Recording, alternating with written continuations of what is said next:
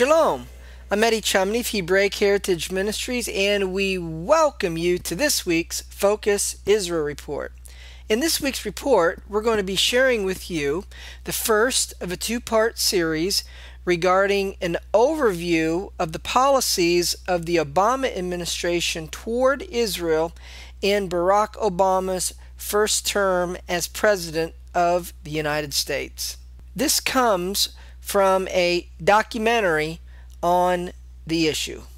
I will always support Israel's security. I will bring with me an unshakable commitment to Israel's security. And an unshakable commitment to Israel's security. In 2008, Senator Barack Obama ran for president as a pro-Israel candidate. Now, let me be clear.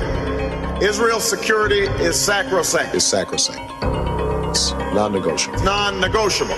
He placed himself in the mainstream of American opinion on Israel and the Middle East. With secure, recognized, defensible borders. And Jerusalem will remain the capital of Israel, and it must remain undivided. 3 years later, Obama is defending his record on Israel.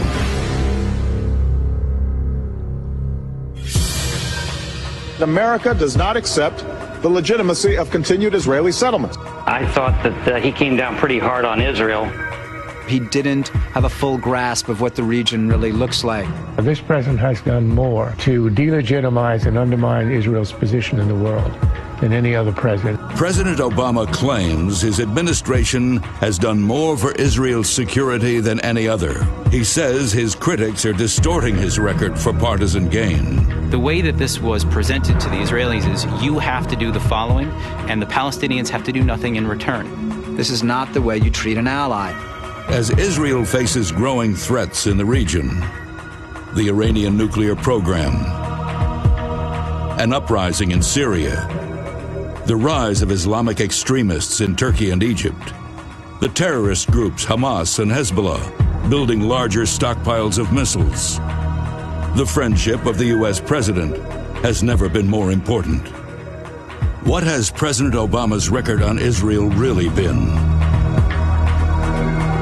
The Obama administration was, from the very beginning, under the spell of some very conventional views that first, the Bush administration had poisoned the well, had poisoned relations between the United States and the larger Muslim world. And second, the key to all the problems, all the many problems that afflicted the Middle East was the dispute between Israel and the Palestinians. If you could solve that, all the other problems would fall into place. Obama began his presidency with a campaign of outreach to Muslims. He granted his first television interview as president to Al Arabiya, an Arabic language news channel. At a global summit, he greeted the Saudi king with a deep bow. He traveled to Turkey, Saudi Arabia, and Egypt, but each time skipped Israel. Now what I'd like to do is take some questions. I want to make sure that we end before the call to prayers. In Saudi Arabia, Obama accepted an award from King Abdullah. Ladies and gentlemen, the President of the United States. The next day, he delivered a landmark speech to the Muslim world in Cairo, fulfilling a campaign promise to speak from a Muslim capital in the first 100 days of his presidency. Assalamu alaikum.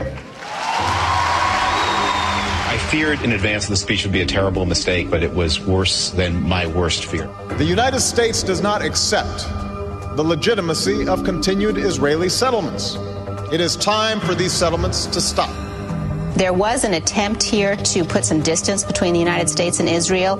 I think that's part of the reason why you're seeing the response that you saw in that auditorium. I think it's very dangerous. That the aspiration for a Jewish homeland is rooted in a tragic history that cannot be denied. On the other hand, it is also undeniable that the Palestinian people, Muslims and Christians, has suffered. For him to stand up there and say that the Holocaust was a moral equivalent to the way the Israelis are treating Palestine right now, it's just an outrageous comparison. He did more in 3 minutes to delegitimize the existence of Israel than any president in American history. Thank you. For Israeli officials and for the citizens of the State of Israel. I think they were quite concerned that his narrative of Israel seemed to fit the sort of the resentful and rejectionist narrative of lots of Middle Eastern actors, that the only reason for the State of Israel was because of the Holocaust. I think it showed right there he didn't quite have a full grasp of what the region really looks like. In that speech, he suggested, addressing all Muslims of the world, that all Muslims of the world have a special interest where Israelis build apartments. Obama also launched a new approach to Israel. It began by demanding that Israel make unprecedented concessions to the Palestinians and questioning Israel's desire for peace. There was this phone call he had with a group of American Jewish leaders, and he said that it was a problem that there was no daylight between the United States and Israel. And he said that this didn't advance the peace process. What we needed to do was show daylight between the U.S. and Israel, and the United States needed to push Israel.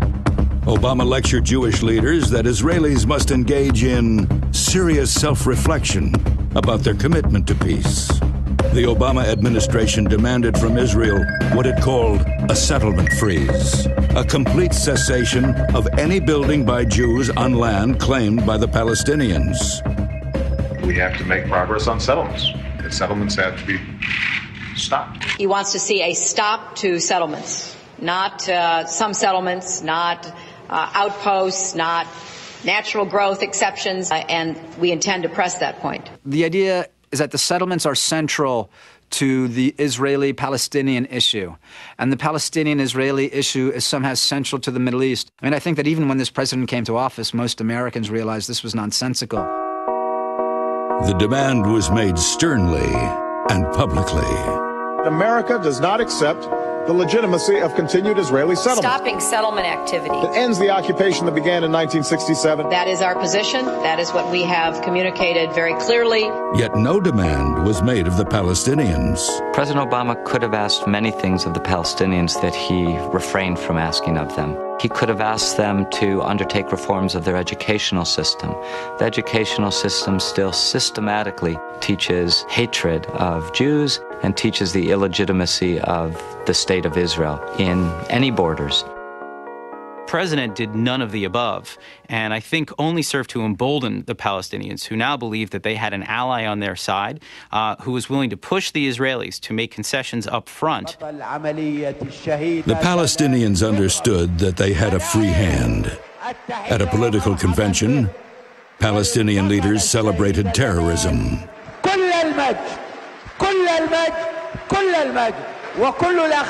Obama had no comment. The settlement freeze became a U.S. and Palestinian precondition for Israel to meet.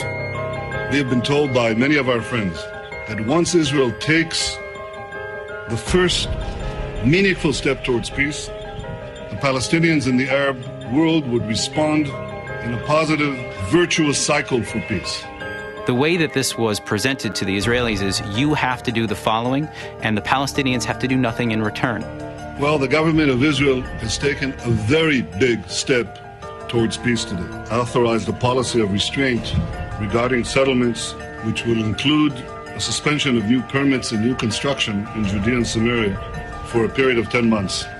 And I hope that the Palestinians in the Arab world will seize this opportunity to work with us to forge a new beginning and a new future for our peoples, for our children, and for theirs. Yet instead of encouraging the Palestinians to talk, Obama's focus on Israel only encouraged their silence, hoping that Obama would continue pressuring Israel. By making a huge issue about all Israeli building, the president established a new demand, and he forced the Palestinians to adopt this as their own demand, because what Palestinian leader could be seen to be less robust, less demanding on behalf of Palestinian interests than the President of the United States? The first leg of a week-long Middle East tour, Vice President Joe Biden is the highest-ranking... During the settlement freeze, in March 2010, Vice President Joe Biden traveled to Israel. During his visit, a municipal planning committee announced approval for a phase of a construction plan for a neighborhood in Jerusalem called Ramat Shlomo. Ramat Shlomo is not East Jerusalem, and it's not considered a settlement. It's an area of Israel that is over the 1967 lines, but certainly is not an area that the Palestinians have traditionally claimed to be their own. It is very much part of the fabric of Israel. It's in North Jerusalem. The settlement freeze did not apply to Jerusalem, but the Obama administration decided to use the announcement to launch an unprecedented campaign of condemnation. The announcement of the settlements the very day that the vice president was there was insulting. It was insulting, but it was an insult to the United States. This was an affront. It was an insult, not the right way to behave. That was expressed by the Secretary of State as well as the Vice President. More now on that White House meeting late yesterday between President Obama and Israeli Prime Minister Benjamin Netanyahu. It was the harshest period of condemnation in the history of U.S.-Israel relations. What happened there was an affront. It was an insult. Very destructive. This announcement was not a violation of the freeze. The Obama administration was really very aggressively seizing an opportunity to show the Palestinians and to show the larger world, the larger Arab world, that it could be very tough, could be ferociously tough on the Israelis. The Obama administration was unrelenting. Secretary of State Hillary Clinton berated Netanyahu on a 45-minute phone call. The United States considered the announcement a deeply negative signal about Israel's approach to the bilateral relationship and counter to the spirit of the vice president's trip, and to reinforce that this action had undermined trust and confidence. And she made clear that the Israeli government needed to demonstrate not just through words, but through specific actions that they are committed to this relationship. There's this public shaming. There's this beating the dog in public to show everyone else that you have control over the dog. Well, this is a very bad idea. When the White House calls out Israel and starts beating on it in public, I think that people are astonished. Our regional allies are quite surprised by this, and they don't understand this behavior. This is not the way you treat an ally. The Palestinians now have not even accepted, before the Biden incident, did not even accept direct negotiations with Israel. That's why we're having proximity talks. They have not made a gesture or concession of a step, and the Secretary of State says Israel has to show its seriousness about peace. Now that is an insult. Israel has been looking for a peace agreement since the last 62 years. Something else happened during the settlement freeze. Mahmoud Abbas, the president of the Palestinian Authority, held a celebration to honor a terrorist who murdered 37 Israelis.